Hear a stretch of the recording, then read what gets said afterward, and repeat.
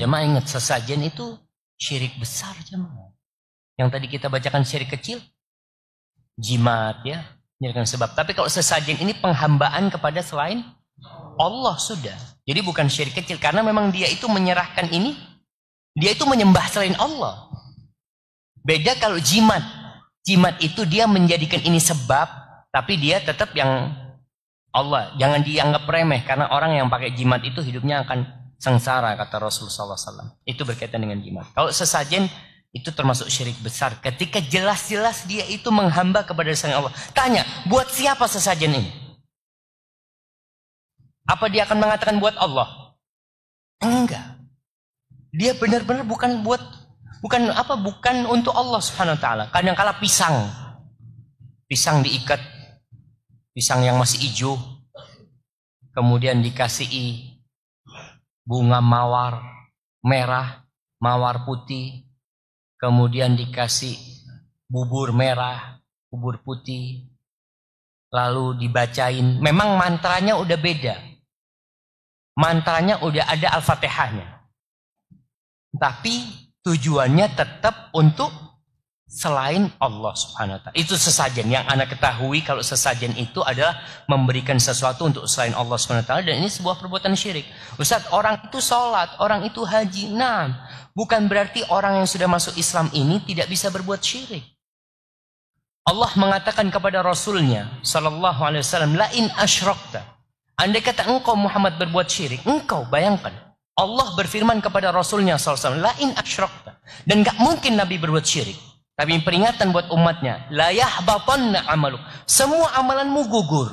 Puasamu, sholatmu, zakatmu, hajimu, umrohmu, semua gugur. Wala takunanna minal khasirin. Dan kau akan menjadi orang-orang yang merugi. Hadza wallahu a'lam. Ya, kalau berkaitan dengan sesajen yang Anda tahu, ini sudah bentuk penghambaan kepada selain Allah Subhanahu wa taala, yang dia harus mulai melihat untuk siapa sesajen itu. Paling enggak dikasih nasihat orang yang kayak gini. Tanyain, Pak, ini sesajen untuk siapa? Kalau dia mengatakan iya untuk penghuni rumah ini, berarti kan dia sudah mulai mendekatkan diri kepada penghuni rumah itu. Mungkin sekarang sesajen bukan sesembelihan. Ada sesajen yang kepala ayam. Ada yang model tumpeng dikasih ayam apa? Ayam apa istilahnya? Ingkung kayak gitu ya. Jadi lihat, kalau ada orang yang pakai tumpeng sekedar ikut-ikutan, dia tidak tahu apa-apa. Enggak, ini untuk sesajen, enggak. Cuma lihat bagus banget ya nasinya gitu. Itu enggak ada masalah, tapi dia sudah meniru. Tapi tidak berbuat syirik dia. Tapi kalau ternyata memang itu diperlakukan untuk sesajen, untuk mendekatkan diri kepada selain Allah, maka itu bisa masuk kepada kesyirikan. Dan para ustadz, para kiai, Ana udah datang ke kampung-kampung yang banyak sesajen. Mereka tahu itu nggak boleh. Ana pernah datang kepada seorang ustadz di desa di gunung ya. Ana ngomong sama dia, Pak Yai, gimana menurut Pak Yai ini? Ya nggak boleh ustadz. Dan dia ngomong, ustadz, yang pertama diajarkan kepada kita nih di pondok-pondok salaf waktu itu dia adalah tauhid ustadz. Cuma memang masyarakatnya kadang-kala nggak mau.